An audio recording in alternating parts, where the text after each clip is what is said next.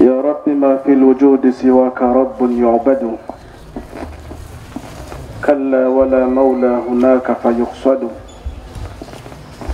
يا من له عنت الوجوه بأسرها رهبا وكل الكائنات توحد. أنت الإله الواحد الحق الذي كل القلوب له تقر وتشهد. ويا رسول الله يا خير مبعوث وأفضل مرسل، وشفيع قوم أذنبوا وأساءوا، أنوارك العظمى إذا ما حلت يوم القيامة في الورى سعداء. السلام عليكم ورحمة الله وبركاته. وعليكم السلام ورحمة الله وبركاته. Meza kuu tukiongozwa na shekhe wetu Sheikh Juma kwa niaba ya shekhe wa kata, ndugu waalikwa, ni kweli huwa napenda kusema hivyo, kumtaja mtu jina moja moja, sije kafikia mahala watu wakaanza kuitikia radhiyallahu anhu radhiyallahu anhu kama kule kwenye mambo yetu yale. Lakini kwanza nimshukuru sana Mwenyezi Mungu ambaye ametuwezesha siku hii ya leo mimi na wewe kuwepo hapa, na kama tusingekuwa hapa basi tuko kwingine sasa hivi.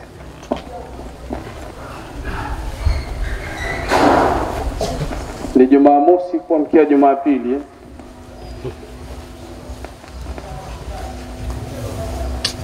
Sheikh Saidi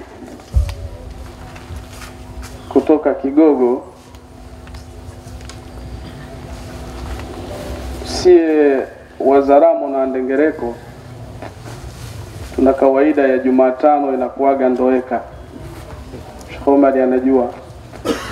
Alhamisi inakuwa Mbiga, Ijumaa Kole, Jumamosi leo kesha,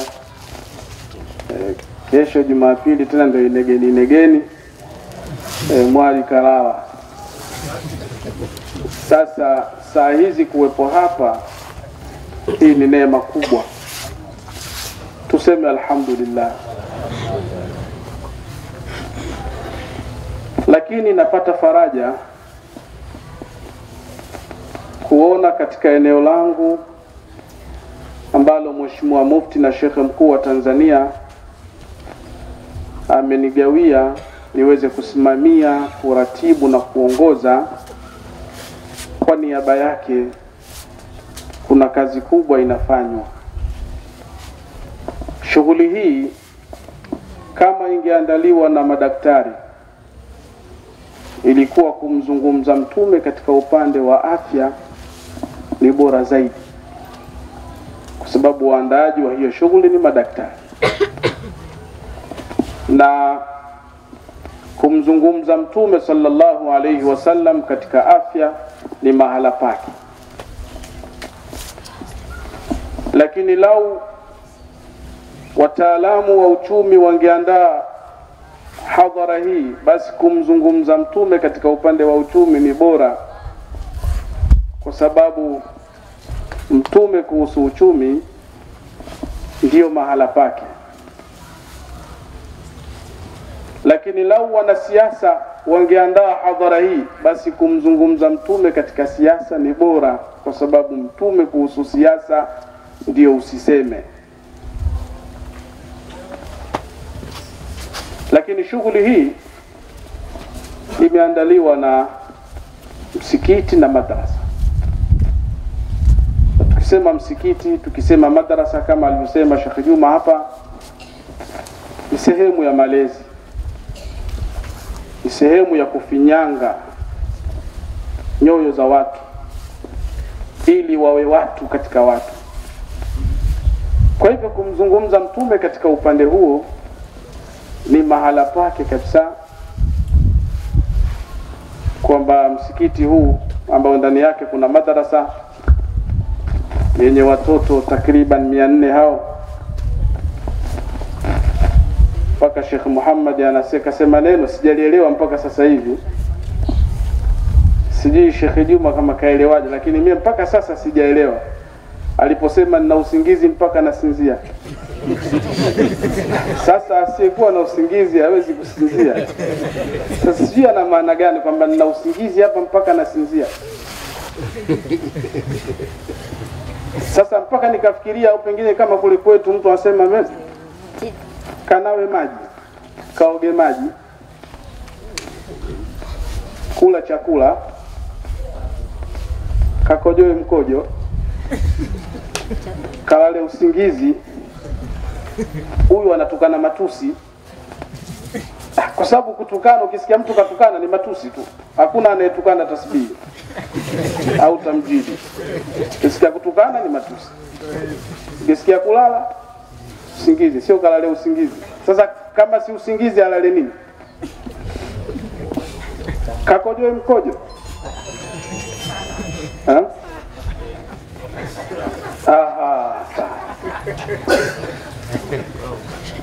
hapo sawa. Lakini nilipata shida kwamba nina usingizi mpaka nasinzia.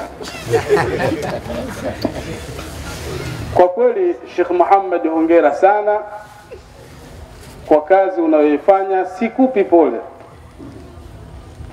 kwa sababu kupewa pole kama vile tuna kutukana matusi.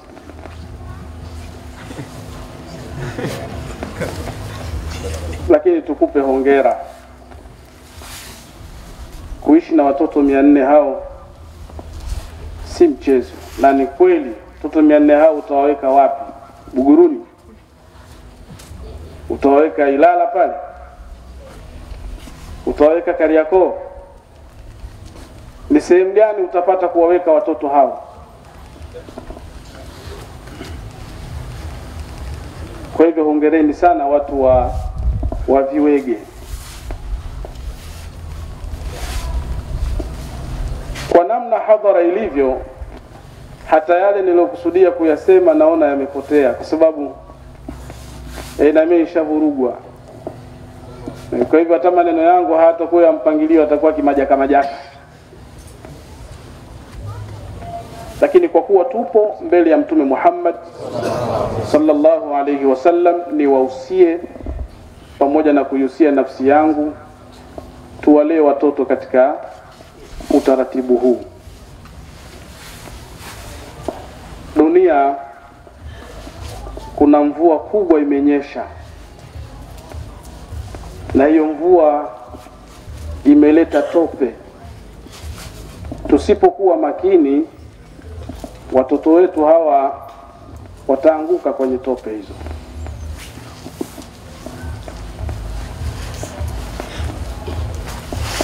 Tusomeshe sana, lakini pia tuwaombee dua tunaowasomesha, waelewe kile wanachosomeshwa, kwa sababu inshu sio kusoma bali kuelewa.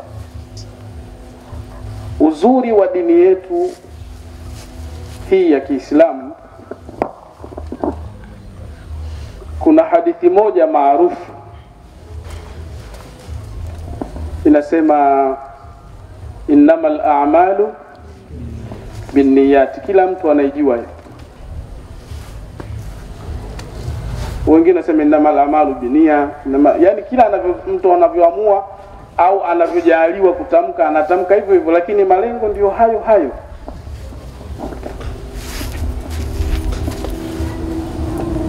Hadithi hii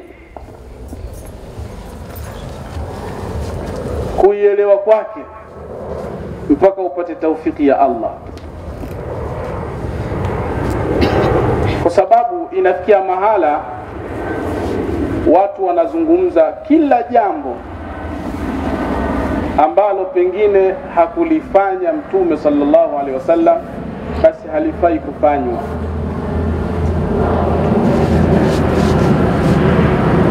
Lakini msingi kwamba hata ukifanya jambo kwa nia gani? Uzuri wa dini yetu, Mungu yeye anaangalia nia tu, haangalii ubingwa wako, hakuangalia nia yako, makusudio yako wewe nini.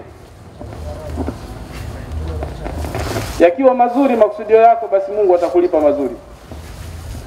Ukiwa unakusudia mabaya, Mungu anakulipa mabaya. Kwa hivyo uelewa wa watu kuhusiana na yanayofanywa juu ya kufaa kwake au kutokufaa, kwa kuzingatia misingi ya namna gani mabwana wakubwa waliotangulia wamefanya au hawakufanya, na sisi tunafanya kwa utaratibu upi au amri gani. Lakini kama tutausoma kweli Uislamu, hakuna jambo ambalo utakalolifanya kwa nia njema halafu Mungu asikulipe kwa nia yako. Inafikia mahala hata sisi tunaopenda mambo haya na sasa hivi tunatafuta hoja. Siku moja nilimsikia rafiki yangu mmoja anasema katika jumla ya sunna ni kufuga ndevu, na inafikia mahala mtu asiyefuga ndevu anaitwa mwanamke.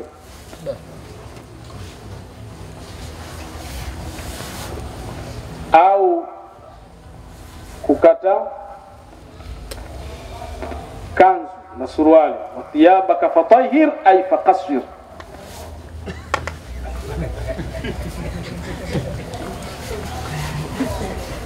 Sasa katika hali ya kawaida kwamba haya tujalie kwamba kila linalofanywa ambalo mtu anaona kwamba huu ndiyo msingi wa mafanikio katika jambo fulani, na kwa sababu lazima tufanye ili tuweze kulipwa, tumtazame Mtume kafanyaje sallallahu alayhi wasallam. Kwa hivyo katika ukataji wa suruali au kanzu, lakini ufugaji wa ndevu. Sasa swahiba wangu huyu alisema kufuga ndevu hakuna asiye amini katika sisi Waislamu kwamba kufuga ndevu ni sunna, lakini pia na kukata ndevu ni sunna. Kwa nini? Kwa sababu katika hali ya kawaida, tuchukulie Mtume Muhammad sallallahu alayhi wasallam amepewa utume, si ndio tunavyosomeshwa na mashekhe kwamba kakabidhiwa utume ana miaka 40. Tuchukulie pale ndio kaanza kujua ufugaji wa ndevu, kwamba kumbe kufuga ndevu sunna, akaanza kuzifuga ndevu zake. Lakini tukija katika wasifu wake wa kimaumbile, kwa sababu binadamu ana wasifu wa namna mbili, wasifu wa kimaumbile na tabia. Wasifu wa kimaumbile, Mtume sallallahu alaihi wasallam alikuwa na nywele nyingi. Sasa kapewa utume na miaka 40, si ndio? Na amekufa na miaka mingapi? 63. Ameishi kwenye utume miaka mingapi? 23. Tujalie Mtume sallallahu alaihi wasallam kafuga ndevu kwa muda wa miaka 23. Zitafika wapi ndevu zake?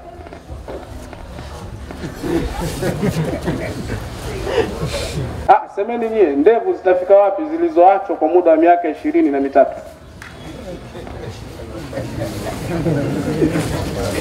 Sio akitembea anatoka hapa mpaka kutoka Viwege mpaka Gongo la Mboto. Tena hawezi kutembea hivi kimbele mbele, inabidi atembee kinyume nyume, sababu ndevu zitakuwa zinaburuzika. Lakini billahi alaikum, Mtume kafa ndio ana ndevu hizo? Kama hazikuwa na wingi kiasi hicho, haya nyezi zilikuwa zinaenda wapi? Si alikuwa anazikata bwana? Kwa hivyo kufuga sunna, lakini na kukata pia, kwa sababu mtume kakata ndevu. Kweli si kweli?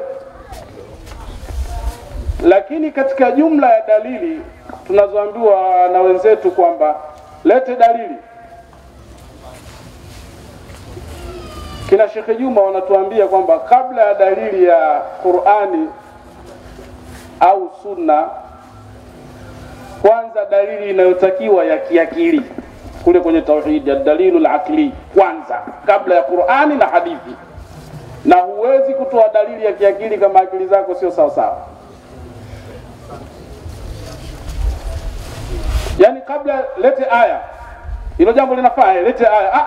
Kwanza kabla ya aya tupimane akili ziko sawa, tusisumbuane hapa. Kwa sababu misingi kwamba akili lazima ziwe sawa.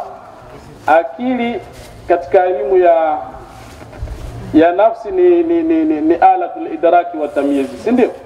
Ni kitu kinachomfanya mtu ajue kitu alafu atofautishe na kingine. Akili. Kwa hivyo ndugu zangu, hasa walimu, tutambue slogan ya Mheshimiwa Mufti na Sheikh Mkuu wa Tanzania. Jitambue, badilika, acha mazoea. Walimu wengi leo hatujitambui. Huo ndio ukweli. Mwalimu anaulizwa, wewe unafanya kazi gani? Sasa mimi sina kazi, nipo tu.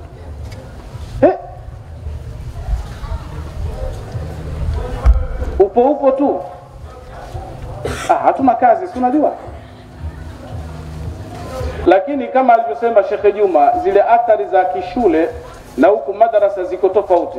Ukienda pale shule ya msingi, ukimkuta mwalimu yupo pale, unamuuliza wewe una kazi gani? Atakwambia mimi mwalimu. Lakini anachofundisha kuchora. Anawafundisha watoto kuchora darasani. Lakini ukimuuliza kazi yako, anasema mimi mwalimu. Huyu anafundisha nahau, anafundisha fiqh, anafundisha hadithi. Ukimuuliza wewe una kazi gani? Anasema nipo sina kazi. Midude yote hii unayosomesha migumu alafu mwenyewe ujielewi. Na ndio inafikia mahala mwalimu kama huyu unamkuta chini ya mwarobaini. Kakaa anasubiri watoto waje sasa. Saa 8 si saa 9 kavaa jezi yake ya Simba. Waliotoa draw jana. Umeona sasa, akipita mtu shehe vipi, natoka huko kumwangalia Ahmed lakini sijamuona, kulikuwa na kazi pale ya kwenda kuchimba shimo la choo. Sasa mwalimu tupeane bwana hizo tena. Unajua sisi hatuna kazi bwana. Wewe unataka kuacha watoto hapo ukachimbe shimo la choo? Inna lillahi wa inna ilayhi raji'un. Lakini kama tunaielewa vyema kauli ya Mufti, jitambue, badilika, acha mazoea. Tukikaa sawa sawa, wallahi kila jambo litakaa sawa. Sisi walimu tunalalamika kwamba wazazi hawalipi ada. Kweli si kweli? Kuna mwalimu asiyelalamika? Juzi nilialikwa mahala kwenye hafla ya madarasa ya watoto wilaya hii ya Ilala. Ada ya mtoto mmoja kwa mwezi shilingi 1030 kwenye hiyo madarasa. 1030 kwa mwezi. Na mpaka walimu wanasema tumejaza, hatutaki, nafasi hamna. Mpaka mzazi anapita mlango wa nyuma, anamfuata mwalimu ambaye yupo karibu na mwalimu mkuu. Shehe, basi basha yangu hii hapa, nitafutie japo nafasi ya mtoto mmoja tu. Lakini sijui kama atakubali. Chukua ile na weka mfukoni, anaenda kumshawishi mudiri. Najua bwana huyu mtoto kama yatima. Tumpokee tu huyu. Kumbe ashaweka mzigo. Bwana ndio huyu wa mwisho. Basi haina shida, nashukuru. Mtoto yule anapokelewa. Mzazi anashukuru, alhamdulillah, mwanangu mmoja akapokelewa, mmoja nimeambiwa nisubiri mwakani. Kwa mwezi 1030. Ukuviwege ada shingapi Sheikh Muhammad? Mtoto mmoja analipa shingapi kwa mwezi? 2000. Kwenye watoto 400 wanalipa ngapi? Hata 20 hawafiki. Unajua kwa nini? Sheikh Muhammad samahani nataka nikubomoe kidogo. Si ndio tunaambizana ukweli bwana? Nyie mko ngapi chuoni? Walimu wangapi? Walimu 6. 400 ukigawa na 6 na kuanga vingapi? Nyie watu hesabu. Yaani tuangalie kila mwalimu mmoja anasomesha watoto wangapi kwa siku. Simu na simu nyewe, siko nasikia zinalialia hapa. 60 69. 66 kwa siku mwalimu anasomesha watoto 66. Kitaalamu ni makosa. Kitaalamu ni makosa. Inavyotakiwa mwalimu mmoja kwa siku asomesha watoto 10. Kwa sababu ndio atamudu. Nilipotembelea kwenye ile madarasa mpaka watu wanagombea kwamba wazazi wanachokihitaji kwa watoto zao wanakiona. Sisi madarasa zetu, labda wewe Sheikh Muhammad unajitahidi kwa sababu upo huku, lakini ukienda kule Buguruni, umeona kwa Biti Madenge kule wapi mtoto ana miezi 6 toka apelekwe pale chuoni bado yuko auna. Ana miezi 6. Mtoto ana mwaka mmoja hajui kusoma. Lakini billahi alaikum, mtoto aliyeanza darasa la kwanza kafanya mtihani mwaka jana, mwaka huu anaingia darasa la pili, anajua kusoma hajui? Sikaishi pale shule kwa muda wa mwaka mmoja. Anajua kuandika jina lake, anajua kuandika jina la baba yake, anajua kusoma kilichoandikwa, anaingia darasa la pili mwaka huu. Lakini sisi mtoto tumempeleka pale madarasa ana mwaka mzima, lakini kuandika Kiarabu hajui, kusoma Kiarabu hajui, juzu amma hajamaliza mwaka mzima. Halafu kila mwezi unahimiza ada, hata kama ni mie mzazi huyo sitoi hela hiyo, kwa sababu makubaliano yetu wewe mwalimu umeyavunja. Mimi nimemleta mwanangu ajue dini, mwaka mzima hajui chochote, hata dua ya kuingilia chooni hajui, anaingia kwa singeli akitoka na taarabu. Hivi unamleta mtoto chuoni, na sijui kama madarasa zetu zina utaratibu huo kwamba ukifika pale chuoni kuna fomu unatakiwa mzazi ujaze, na ndani ya zile fomu kuna makubaliano ambayo mnawafikiana kwa pamoja kwamba akiwa hapa mwanao atapata 1, 2, 3, ada yetu ni kiasi hiki. Alafu baadaye mwende kwenye makubaliano mliokubaliana kwamba ada mie nalipa. Je, haya niliyoambiwa mwanangu anapata kayapata? Alafu balaa lianze hapo sasa. Mwalimu, juzi umemrejesha mwanangu aje kuchukua ada. Nimetoa sijatoa? Umetoa. Umeniambia kwa muda wa miezi 3 huyu mtoto atakuwa ashajua dua ya kuingilia chooni, dua ya kutokea, dua ya kulalia, dua ya kuamkia. Kweli si kweli? Kweli. Niitie mwanangu hapa. Njoo soma dua kuingilia chooni. Kimya. Ukitoka chooni unasemaje? Kimya. Kila anachoulizwa ajui, anatoa macho kaka zidishwa change. Sasa namna hii tutafika? Katika hali ya kawaida walimu lazima tusafiri sambamba na kauli ya Mheshimiwa Mufti, tujitambue kwamba kile wanachokitaka wazazi kwa watoto wao wakipate, ili na sisi tupate tunayoyataka kutoka kwa wazazi. Lakini wazalamu wanasema pasiliwe kwa mwari tu, na kwa kungwi pia paliwe. Yaani huku na huku, huku panaliwa na huku panaliwa. Walimu mnanielewa vizuri eh? Halafu katika hali ya kujitambua, nyie walimu mbaki kwenye vituo vyenu. Sheikh Juma, mimi bwana sifiagilii sana mwalimu kwenda kusomesha tuition nyumbani kwa mtu. Hilo sifiagilii sana.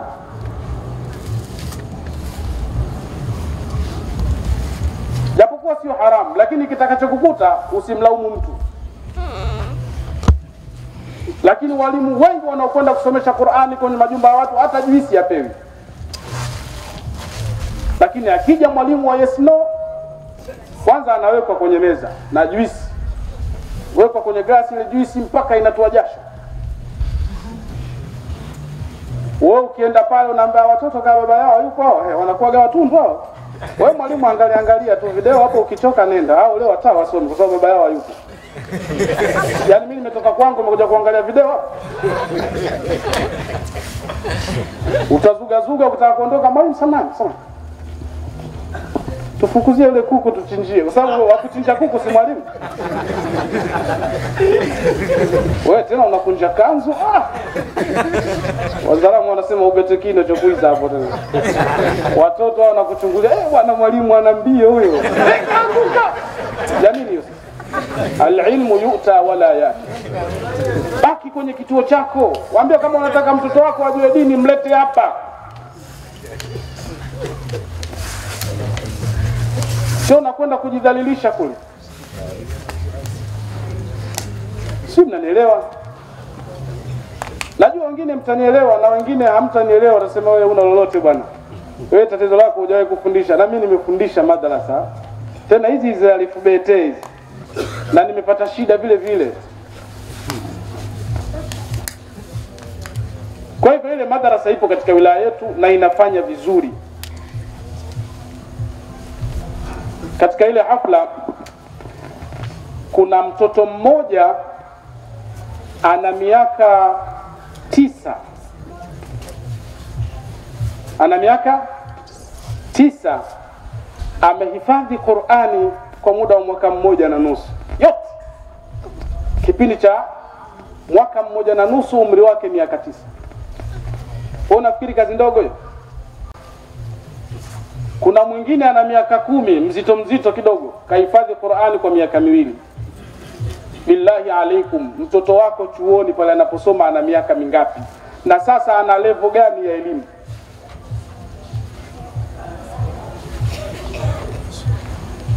Kwa hivyo walimu lazima tujitathmini sisi wenyewe kwanza.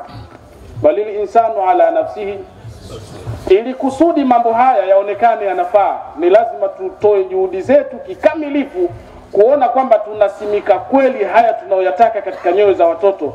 La sivyo hawa baadaye ndio watakuwa wapinzani.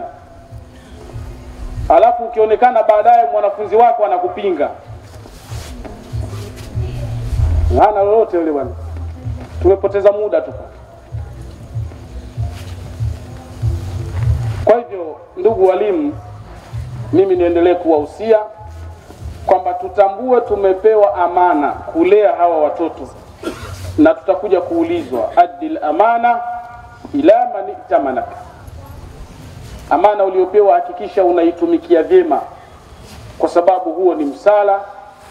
Ukienda kwa Mwenyezi Mungu Subhanahu wa Ta'ala, kama usipotengeneza vizuri mazingira akawa mazuri, hiyo itakuwa ni nakma kwako. Kama ulivyoaminiwa, basi na wewe jiaminishe hivyo hivyo. Hakikisha wanachokitaka wazazi kwa watoto zao basi kipatikane, na wewe kwa uwezo wake Mwenyezi Mungu utapata unalolitaka, kwa sababu Mwenyezi Mungu haongopi bwana. Wakuli imalu. Sisi sote tunasoma kwamba kuna Mwenyezi Mungu anasema wama min dabbatin fil ardi illa ala Allahi rizquha. Si ndio riziki zetu zote ziko kwa Mungu? Sasa tunalalamika vipi maisha magumu? Yaani wewe mwalimu wa madrasa unalalamikaje sasa una kitu? Wewe unaishi mbinguni au hapa dunia na hapa ardhini? Mbona una kitu? Kuna agizo hili la Mungu hujalifanya. Ndio maana. Kwa hivyo tufanye zile kazi zetu, tufanye Mungu aone kwamba kweli sisi tunafanya. Lakini tutapata baraka za Mtume Muhammad sallallahu alaihi wasallam kupitia kazi zetu. Na Mwenyezi Mungu ana watu wengi katika dunia, atawaleta tu na wao watafanya kwa nafasi zao kuhakikisha kwamba na sisi tunakaa sawa sawa katika kazi zetu. Mwisho kabisa, na haya tumeagizwa tuyaseme, kwamba ugonjwa wa corona upo, tuchukue tahadhari, na asiyechanja kachanje.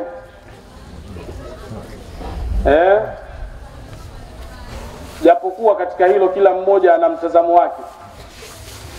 Kuna mtu anaogopa kuchanja kwa sababu atakufa, na mwingine anaenda kuchanja kwa sababu anaogopa kufa vile vile. Mimi naenda kuchanja ili nisife, mimi siendi kuchanja nitakufa. Lakini ugonjwa upo, tuchukue tahadhari. Na hivi karibuni kwa uwezo wake Allah subhanahu wa ta'ala, nchi yetu itaingia katika sensa. Na hili nalisema kwa sababu ndio Mheshimiwa Mufti anatuambia tuyaseme hayo kila tunapokutana katika mazingira kama haya, kwamba ukifika muda huo tutoe ushirikiano kwa serikali yetu ili kusudi tujulikane sasa tupo wangapi.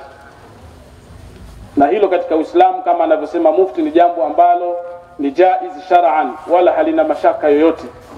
Kwa hivyo na sisi kama Waislamu tunatakiwa tulifanye hilo kwa utaratibu wetu, na kama vile ambavyo Mheshimiwa Mufti anatuhimiza sisi kama Waislamu kupitia misikiti yetu pia tufanye sensa, tujuane sisi kwa sisi.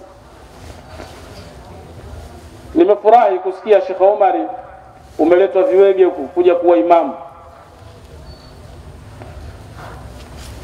Kwa hili nakupa hongera, lakini pia pole. Ukisha kuwa imamu jitayarishe kwa yote.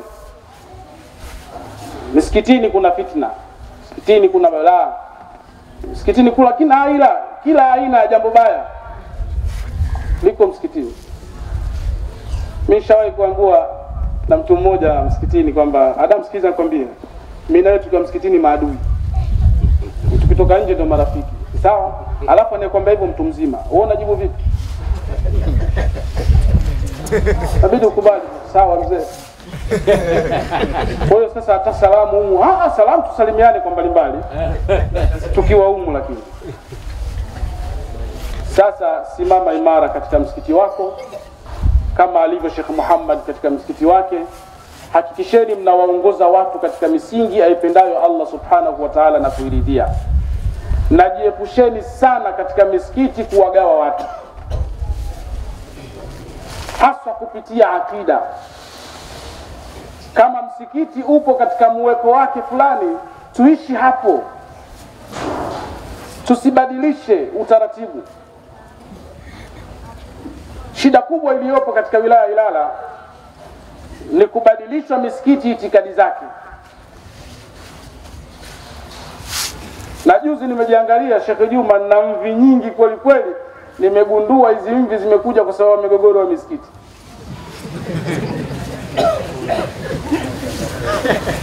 Sasa hakikisheni kwenye misikiti yenu mjipange sawa sawa, fanyeni sensa ya waumini wenu kwamba mimi ni mu'min wa Masjidi Nur, mimi ni mu'min wa Masjidi Tauba. Muwajue waumini wenu ili kusudi hata akija mtu mwingine mgeni mjue kwamba huyu ni mgeni, afu muangalie lengo lake nini. Innamal a'malu binniyat. Wengine wanakuja misikitini wana malengo yao kwa ajili ya kuvuruga tu ule umoja wenu, mshikamano wenu, msielewane. Na msipoelewana manake hakuna mipango ya kimaendeleo. Wanakimiwa kule, mtu anakuja, nani kapita? Imam Omar, kata kichwa. Lazima ugeuke, hicho kichwa cha nani? Bismillahirrahman, unageuka. Hicho kichwa changu cha nani? Unao kwamba twende. Hamna shida. Sasa kweli Waislamu tufikie hapo katika misikiti. Misikiti maana yake ni makanu sila baina al-abdi wa rabbi. Ni sehemu ya kumfanya mja atengeneze mahusiano mazuri kati yake na aliyemuumba. Lakini ni makanu sila baina al-abdi wal-abd, sehemu ya kumfanya mtu awe na mahusiano mazuri na mwingine. Sasa kwa nini tuwe na uadui tukiwa misikitini? Niwaombe maimamu, kama umepewa msikiti una akida fulani, simama kwenye hiyo akida. Na kubwa misikitini, mimi nimepata uzoefu, ukiona matatizo ya msikiti ni mambo matatu. Jambo la kwanza, umiliki msikiti huu wa nani? Jambo la pili, uongozi, hapa mimi ndo naweza kuliko wewe na utang'oka. Jambo la tatu, itikadi. Bwana sisi tunataka bismillah, hakuna bismillah. Basi kunuti alfajiri hakuna, haijathibiti hiyo. Ni hayo tu mambo matatu. Sasa lazima tuwe makini katika hayo. Kama mtu anahitaji kunuti, aachwe na kunuti yake. Na kama wewe hutaki kunuti, basi usitafuta hiyo kunuti. Niliitwa kwenye kituo kimoja cha polisi na mkuu wa polisi. Anasema bwana, hapa kuna tatizo. Kuna wazee wamekuja kulalamika, wanasema kwamba kwenye msikiti wao sijui kunuti imeondolewa. Sasa shehe, nimekuita ili hebu waambie basi warejeshe kunuti yao. Kunuti mheshimiwa ni dua, yani manaka haisomi. Ni dua kumbe basi nikajua hapa ni chombo fulani hivi kinaitwa kunuti.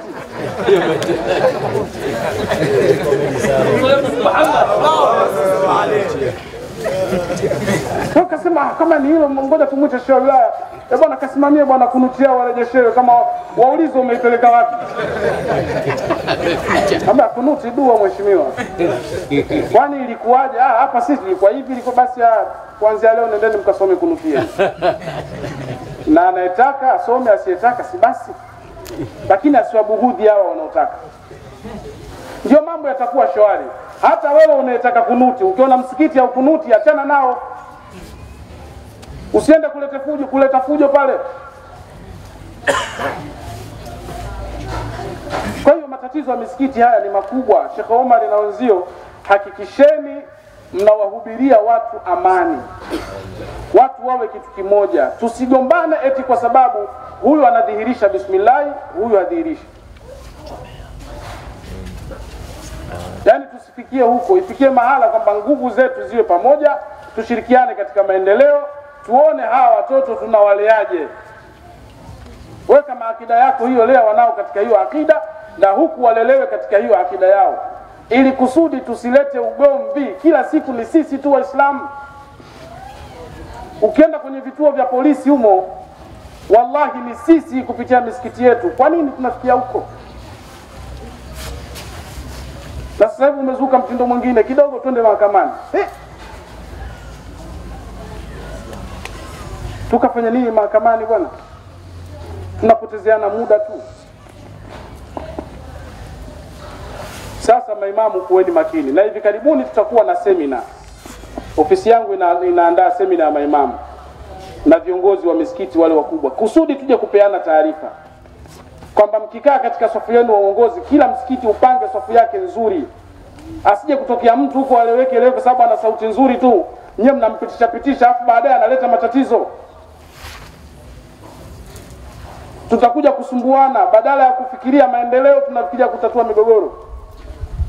Kila siku ni hayo tu.